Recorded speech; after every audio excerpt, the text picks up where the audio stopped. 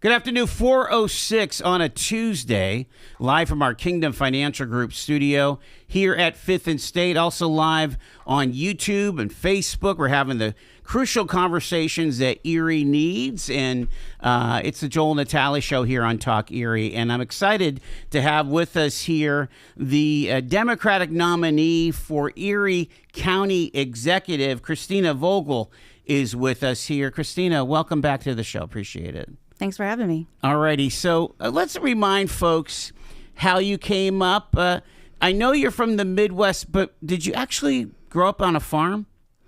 My grandparents had a farm. Did they? Yeah. Yeah. So my mom left when I was 6 weeks old. My brother was 15 months. We moved in with my grandparents after she left. So I lived there for a few years until my dad bought a house.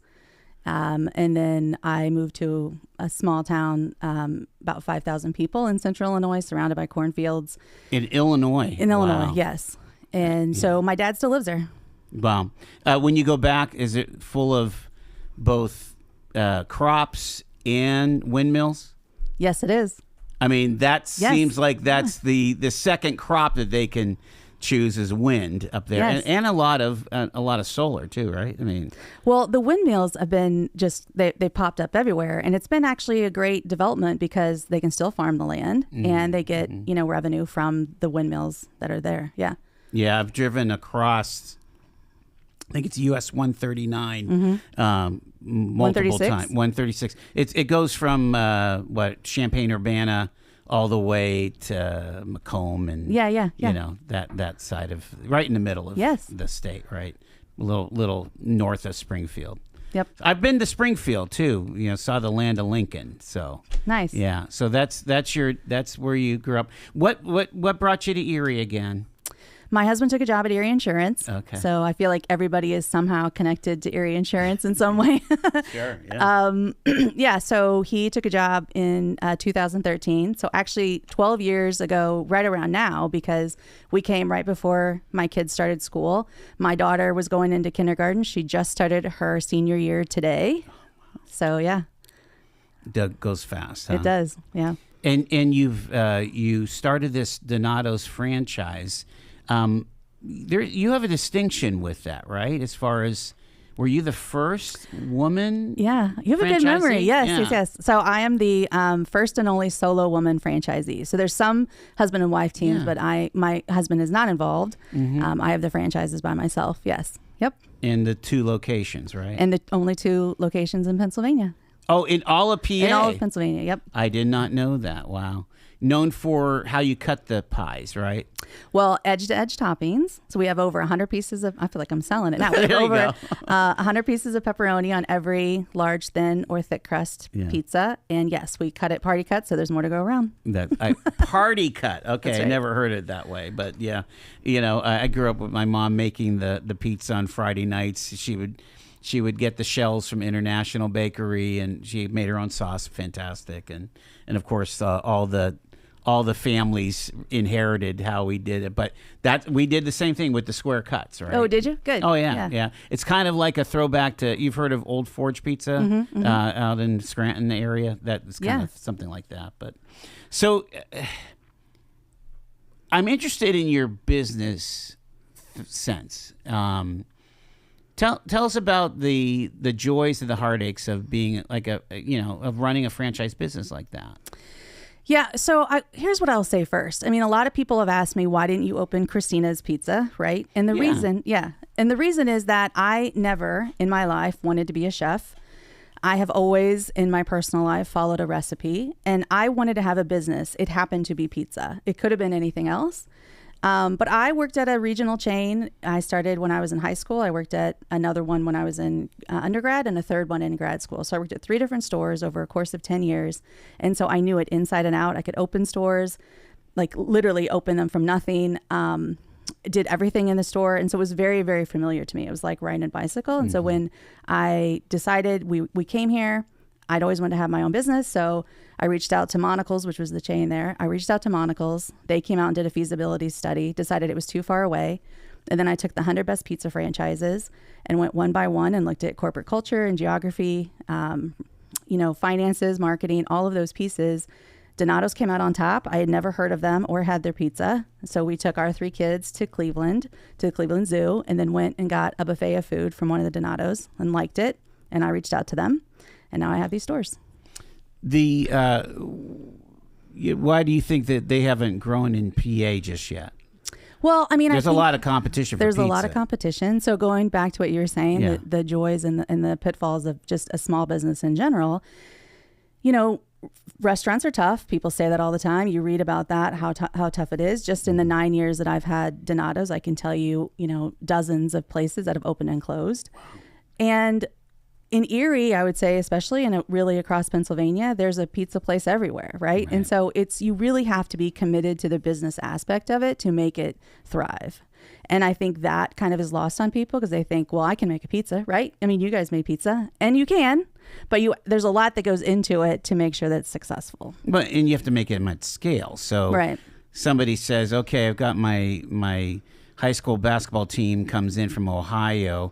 We need 12 pies in the next half hour. And you don't sweat it because you know how to make it at scale. And whereas a little shop might not be able to do that, right? I mean, and that's actually a lot of we do all of the pizzas for the Haggerty Event Center. We do the pizzas for Elevate Trampoline Park for their birthday parties.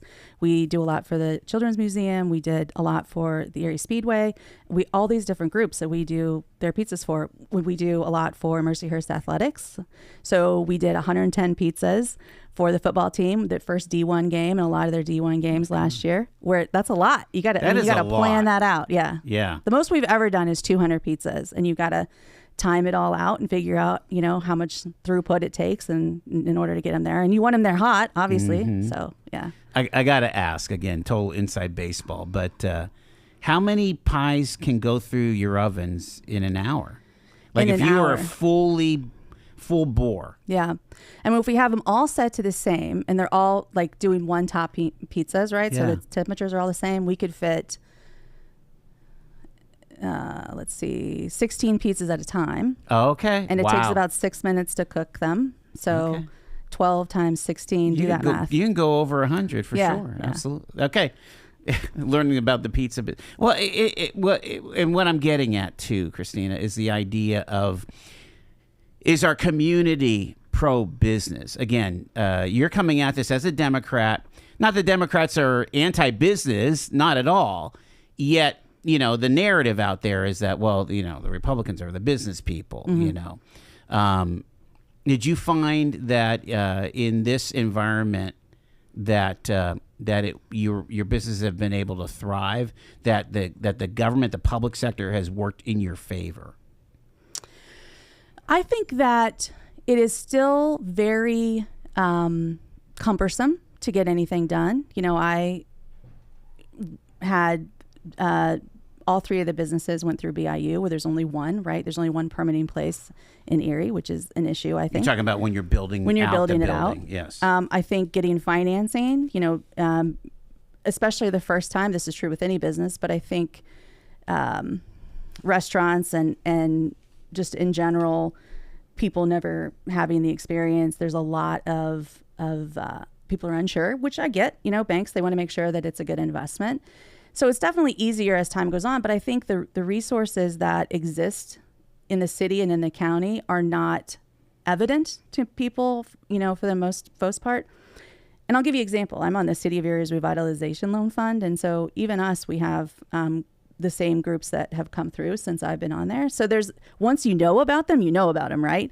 But you have to, for the people that are starting out, you have to understand what's available. And I think that's not always the case. And so I try a lot with like the flagship fund, which we got a grant for $4,000. It's a matching grant, which we redid our signs at the Green Garden store, and they're like beautiful. Actually, literally, I was just looking at them last night because I was there. They look great, and that's because the city gave us the money to do that. And so there are resources there. They're just not, you have to know where to look, and you have to have someone to guide you, which I was going to say, did you have that back in 2013, 14, I stumbled upon it. No, you did? Yeah. Okay. A lot of it I did. You but didn't now have a Sherpa. No. And now you can be a Sherpa. And I try to be, yes. Yeah. you're also on the board of the community college, right? I mean, workforce is the thing, right? Right. Do you have openings right now at Donato's? I do not. Well, that's a anti-narrative. Why? Well, Why because are you fully staffed, I guess? I mean, we have not had issues all along, but I pay people well. I treat people well, and I value them. I have benefits for the managers I have a retirement plan that anyone can be in that works for me. So my people stay. I mean, my average tenure is over 40 months, which is unheard of in the restaurant industry. I have 2 employees that have been with me the entire 9 years. One, he was a senior at Strong Vincent. He has a degree from Penn West, and this is the best job that he could have. He's the general manager of the Green Garden store now. Wow. Wow. And he kind of grew up in the business. He did, yeah. He's never had another job. Not a full-time job. I mean, you're really kind of beaming right now because I feel like you have had a mentee, if you will, somebody that's learned from you. Well, I have a lot of them. They are like surrogate kids to me because a lot of them, in any pizza place are younger kids, right? And the ones that stay, I do kind of feel like a little bit. I'm like an aunt, you know what I mean, right, to them. So we've seen a lot of, especially in hospitality, some things really take off and some things don't. In your opinion, and sometimes we hear, well, the community didn't get behind me or whatever. In your opinion, is that true that that the public deserves some fault when somebody stumbles, or is that all on the kind of the movers and shakers that own the businesses? You know what I'm getting at. Yeah. I mean, I think that you have to be cognizant of what you're getting into and not. So I believe in small business. Obviously, I have one. My grandfather was a farmer, which you can't be any more, individual sole business than that. My dad had his own business that I helped him grow. But I also think not everyone needs to be a small business owner, right? And I think that has been part of the problem of what we've seen in the last 5 years is that anybody can do it. Okay, maybe, but you actually have to do the work to actually make it thrive. And a lot of people don't want to do the work, right? And they don't want to put the time in. It is grueling. I mean, I like to say it's very cliche. Like we are an overnight success that's 9 years in the making, right? So, I mean, I put in a lot of time there. I've scrubbed a lot of floors. I've cleaned a lot of bathrooms. I've taken out a lot of garbage. I've folded a lot of boxes. I've made a lot of pizzas, myself. So, and when times are tough, I'm the first person that doesn't get paid. Yeah. You don't become an entrepreneur to work less hours at your job. Right. That's true. We're talking to Christina Vogel. We're just getting started here. 419 on Talk Erie.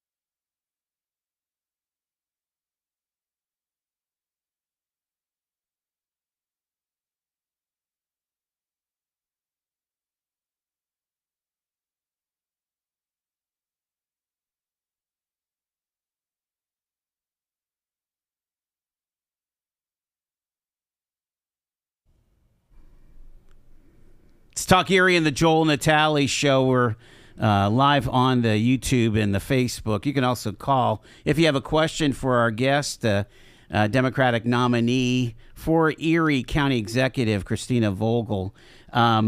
So you're operating this successful business, Donato's Pizza, again, really making a name for yourself. Why the heck did you throw your hat in the ring? You're still asking that question, aren't you? But you put your hat in for the nomination for Erie County Executive, right? Yes. And this is your first run of any political office, correct? That is correct. So it's a biggie. It's the top job in the county. Correct. That is correct. Excellent question. So here's what I will tell you, and here's what I watched happen. So like I said, we've been here 12 years. When I look back on how I got from where I was to where I am, it was a combination of hard work, a commitment to education, and a supportive community. And I had people that kind of stepped in throughout my life that filled in where I didn't have support at home. Okay, I get through college, I went to grad school, I'm working. My husband got a job at Erie Insurance. We moved here, and it was very important to me to build a community here because we knew not one person, right? There's no family here. I didn't know anybody. So I came very intentionally to build a community here. My oldest son is on the autism spectrum. And so when we started, Andy was in first grade, Emily was in kindergarten, and my youngest was almost 2. So I joined the PTO. I was a Girl Scout troop leader. I was involved in the community. I did all these things. Then when I started Donato's, that was another piece of that, trying to build a community. And the Pizza with a Purpose program that I have is part of that. If my children have an opportunity to stay here and thrive, I want it to be a community that has jobs, that has reasons for them to stay, right? And what I've watched happen over the 3.5 years that Brenton Davis has been the county executive is that I believe he has ripped apart the fabric of the community. And given my skill set of budgeting, of managing, of bringing people together, I felt like this was a job that I could do well and change the trajectory for the people that live here. And that's what I'm intending to do. You had to get through the primary first. And you ran against a gentleman that has pretty infinite name recognition, Dr. Perry Wood. Mm-hmm. Did you have a strategy to beat Perry? I mean, yeah, it was a lot of hard work. I knocked on a lot of doors. I met with a lot of people, and I just kept going and going and going. And I think that where Perry and I were different is that he was getting advice from the same people and not talking outside of the same circle. And they were reinforcing this narrative for him that he was going to win. And so meanwhile, I was out doing the work to try to do that. And I think that combined with the fact that, I have the store at Green Garden. I have a store in Harbor Creek. I live in Fairview. I do know a bunch of people, just not maybe the same group of people that kind of are in the political sphere. And, I won. I would imagine that former county executive Kathy Dahlkemper, former congressperson, mm-hmm. She's been quite a support for you. What's the best advice Kathy Dahlkemper has given you during this race, you think? The best advice she gave to me was 1/3 of the people are not going to vote for you, no matter what you do, because of your business, because of your kids, because of whatever. 1/3 of the people are already going to vote for you, probably for the same reasons. And so it's the middle third that you got to worry about, and you got to win half of them plus one. It makes a lot of sense. And how do you do that? Is it back to the hard work and the door knocking? And the strategy. Folks? And yes, yep, meeting people where they are. Yeah. What's the mood in Erie right now? You're saying, and I think you said something about that. You feel that Brenton Davis has ripped apart the fabric of the community. What's the basis of that? I mean, it's listening to the people. It's what I see and what I experience myself and what I hear from others. And where does that come from? It is, I would say, a lack of. It's a bunch of missed opportunities where he cannot seem to get along with anyone. And so you see these lawsuits that we have. You see the dysfunction in county government right now, and all of these kind of organizations that aren't sure what their place is, and he has kind of inserted himself into places that aren't the purview, I would say, of the county executive based on the whole home rule charter. And it is stymied a lot of growth. There's the momentum I feel that used to be present is not there. Can you give me an example where you feel like he's inappropriately inserted himself? I would think the creation of the Economic Development Department, which county council has tried to prevent him from filling, right? But he did that anyway. So we already have ECRA and the Redevelopment Authority and Infinite Erie and Impact Corey and all of these organizations, the chamber, that are trying to do economic development. There is no funding source that comes in to the county government for economic development. So that money is being diverted from other areas. So children and youth, health department, those kind of organizations. So the money that he's putting into that with nothing to show for it could be going to other real issues that need funding, especially like children and youth, they are in so much need of money, of resources, of people to try to fix kind of the issues with the kids that are outstanding. And that money, I think, is being wasted. When you look at the Home Rule Charter, it is not an economic development role. It is a health and human services role. But he would probably point to several township supervisors who said, hey, through this municipal gap funding, we were able to save our taxpayers, $250,000 from not having to do this sewer project that came out of COVID money or what have you. That seems to be covering these places where otherwise it would be a tax increase on the county municipalities. Well, there was a tax increase, 10.9%. So yeah, some of that money has gone. Now, could the county come back and say, we want to spend X number of dollars for, sewers in Harbor Creek or whatever, right. An ambulance in Fairview? Sure. That could have been something that was done. But it's not a unilateral decision, and that's what he has chosen to do. And to do that, he has taken the money from other places that it was allocated to, or that should be really considered. All right, I don't have enough time for another question, but we do have Christina Vogel with us here. She's the Democratic nominee for Erie County Executive. November 4th is coming up. When does 10 weeks from today? I was going to say when are the mail ballots are. I think you could apply now, right? You or can pretty apply soon. now. Yep, I think they get mailed out September 10th. I don't know if anybody has. That's like soon. 2 weeks away. So we are in this right now. We are in the fall election, basically, or at least we're a week away. Christina Vogel's with us. Stay with us. The news is next on Talk Erie and the Joel Natale Show.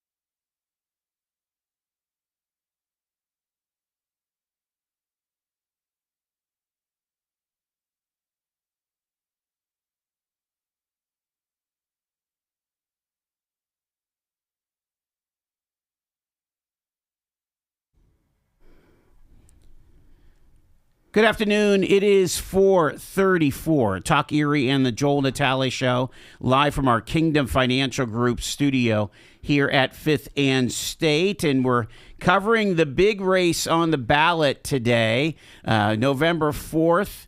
At the top of the ballot, along with some Commonwealth-wide judgeships, will be the county executive race.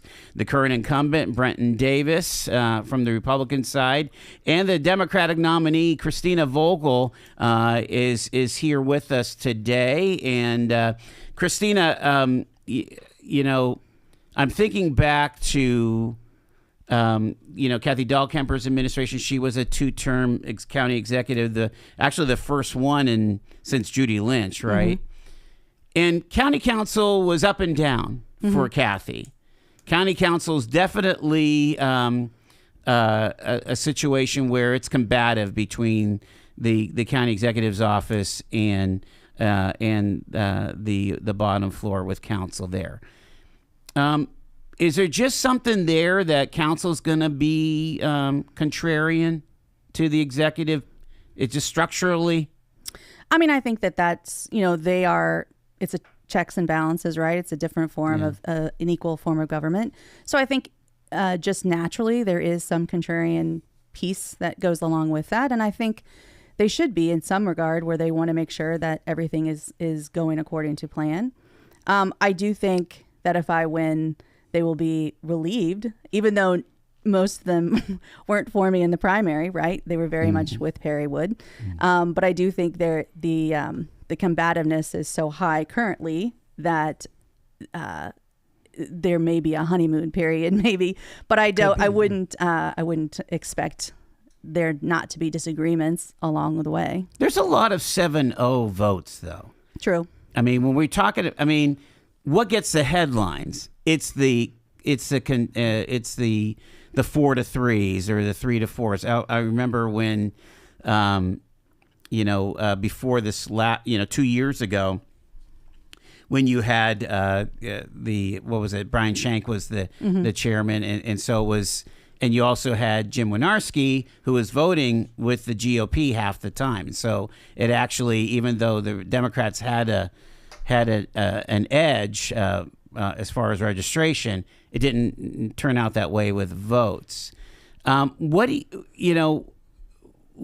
needs to happen from your perspective, from the county exec? If you're the county executive, what would need to happen to get more, just more of a comedy, an ability to get things done, or instead of like what you're calling is rancor between the council and the executive? Well, a couple things, but I want to point out something that you brought up, which I think is good for people to remember, is that Brian Shank was the president, the chairman, when the first lawsuit was filed. So it wasn't this kind of perception that it's always a Democrat, that they are against him because he's a Republican and they're a Democrat, which I think that's been the narrative. I think that, for me, what I think is the difference is that I believe that all 7 of the county council members are duly elected from their constituents, and therefore they deserve to be heard and respected, and their opinions considered and valued. And so I would definitely go into it as we are all adults and we can make decisions, the best decision, not necessarily what I want or you want, for the people of Erie County. Just one more point on this, and this is kind of the power struggle between a full-time executive versus part-time council members that have to kind of keep another gig unless they're retired, right? So it's really difficult to kind of dive in to the nuts and bolts and the data that's required to run a $500 million business, which is the Erie County government. That's a lot to ask on a part-time representative, and so sometimes they get it wrong. Sometimes they get the whatever they're, in fact, they've my understanding is that they've eliminated items from the budget that that had a pass-through from the federal government. So you lose the program if you eliminate the thing of the budget. The spending only is all covered. And so, if you were executive, how do you manage to just kind of keep council on the straight and narrow, if you will. Yeah, I mean, I think that you're right. I mean, they're not always right? I mean, that they said right like 10 times there, but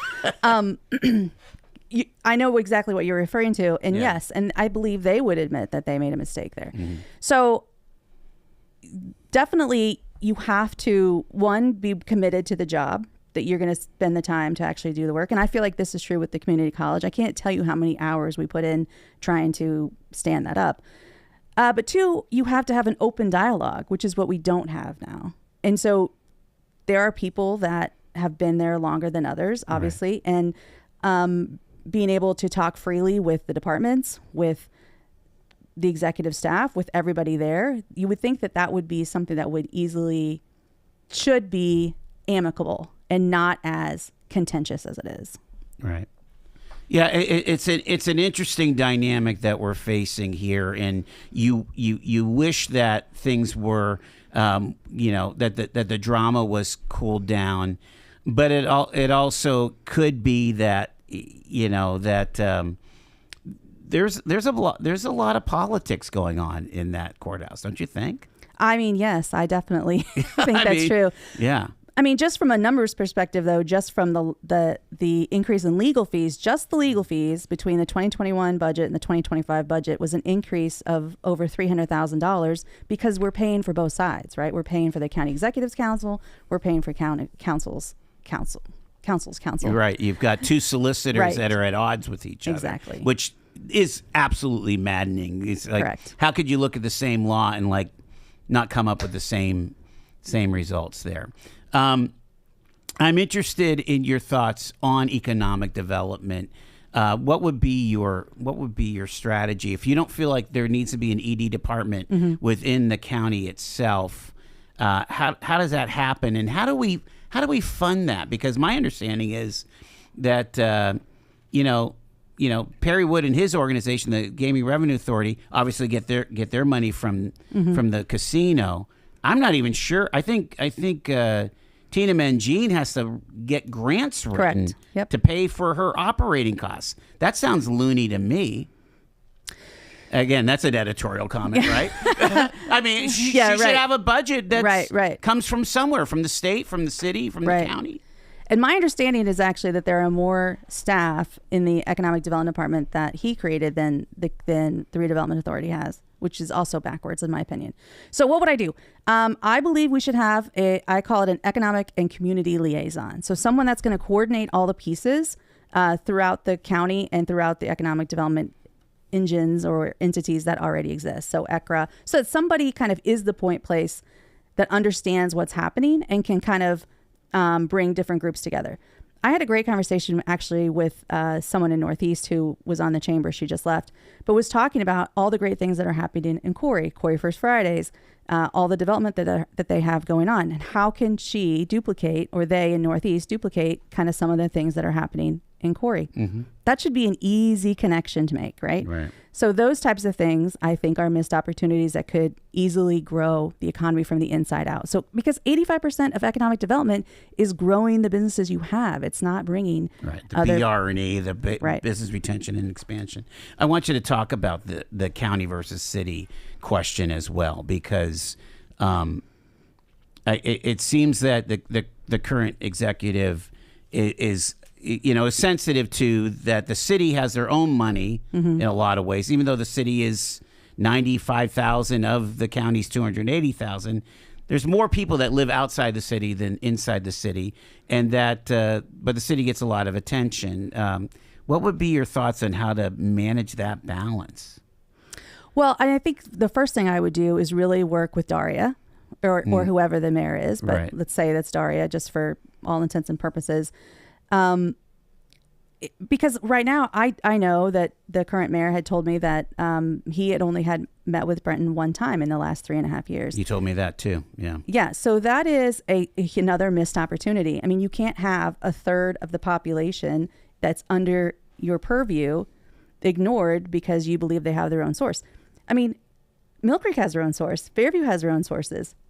Harbor Creek has their own sources. He's met with them way more. Union City, Corey. I mean, he's there all the time.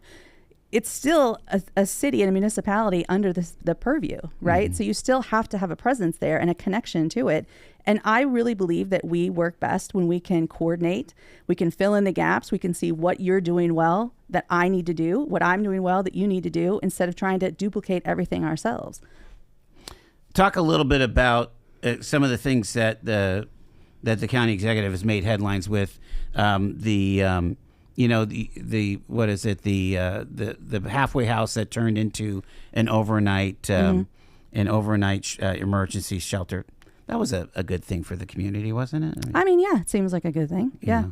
The tiny homes. Again, there's a question about the back and forth of the inspections and things. But again, the intention is to eliminate homelessness.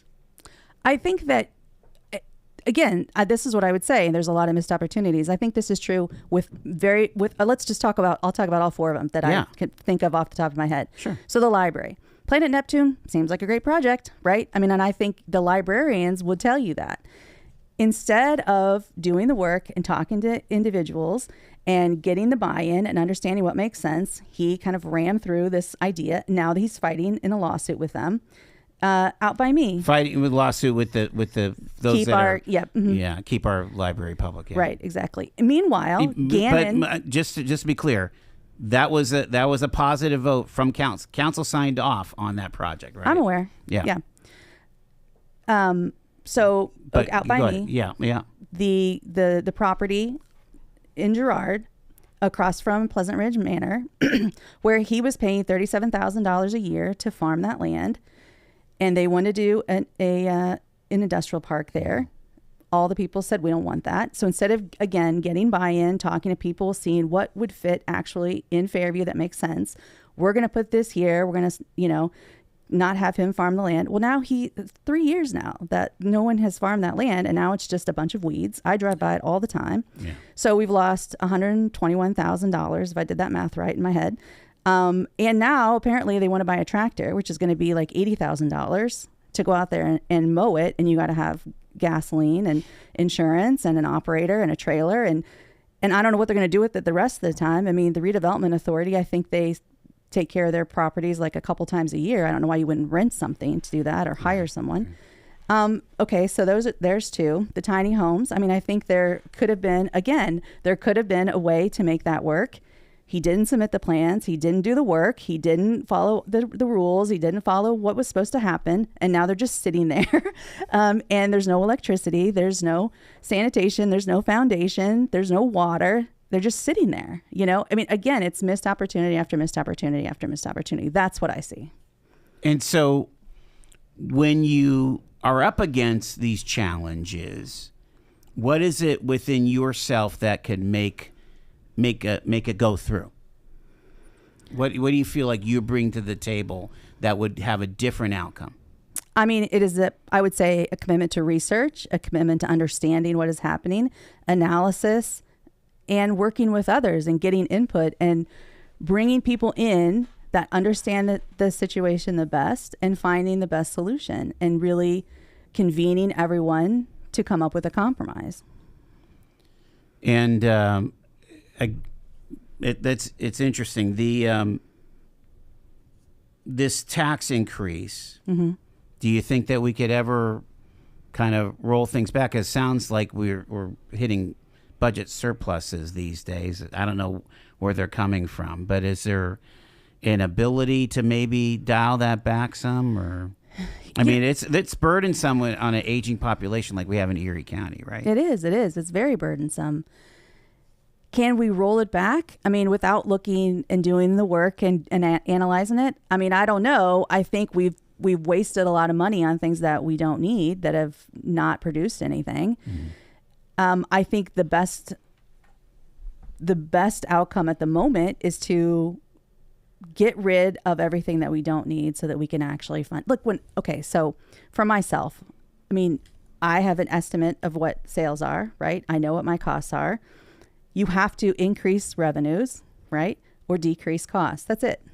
I mean, and so when you're losing grants, like the tobacco cessation grant, and you're losing the grant that with the mothers and infants that was just announced, you're losing grants like out at Corey, right, for the fiber. All that money is going other places. It's not as if the money is now going to lower your state taxes. So for the community college, for example, there used to be 14 public community colleges in the Commonwealth, and now there's 15. So they would take the money, right, from the taxes, and we're going to allocate X number of dollars to the 14. None of that money came to Erie. And now, because we have a community college, that money comes back to Erie. Mm-hmm. So when you're losing grants, it's going other places. It's not as if it's helping you in any other way. It's just you're losing it completely. Yeah. I just got a few more minutes here with Christina Vogel, and there's something interesting, and I want to go back to council because we have this budget that is due on October 1st every year, right? And what council has done is instead of overriding a veto, they would waive it. They pull it off the agenda, which is basically, one could say, is kind of like a superseding veto of a veto, meaning that if we don't discuss it, it's like hear no evil, see no evil, speak no evil. It doesn't exist if we don't discuss it. So if you need a public information officer, and we don't cut it from the budget, or we don't override the veto of the cut, then it just kind of vanishes. How do you deal with that? Because to me, that seems the proper, I'm not sure the proper word, but it just seems like an impasse that's really difficult to fix because, again, council has the power of the purse, yet the budget is generated from the executive. I'm just concerned that if you sit in that chair and you're like, darn it, I need a PIO, public information officer, and they're like, well, we didn't pay for one for Brent, we're not going to pay for one for Christina. How do you work around that? Well, I mean, I think that what I would do if I felt like I needed one would to go to them first, right, and explain this is where I'm going to get the money, this is why I need one, and I would include it in the budget. What has happened and why those lawsuits exist is because he vetoed an increase into existence. And that's why they struck it from the agenda, because they said, well, you can't increase a line item with a veto. A veto cannot increase anything. So their counsel, whether that's good advice or not, but their solicitor said, this is not a legal action. And so to take any kind of legal action subsequently to veto this legitimizes it in a way that will hurt us later on. That's my understanding of the case law. Yeah. Not being a lawyer myself, right, nor have I talked to one about it. But that's my understanding of what happened. And that is what the judge sided with them on, that he appealed, that the county executive appealed, is that you cannot veto something into existence, and therefore it should not have existed, and taking it off of the agenda made it not an option because it is no longer a legitimate it just seems like it gives council it is a weird situation. A super legislative power.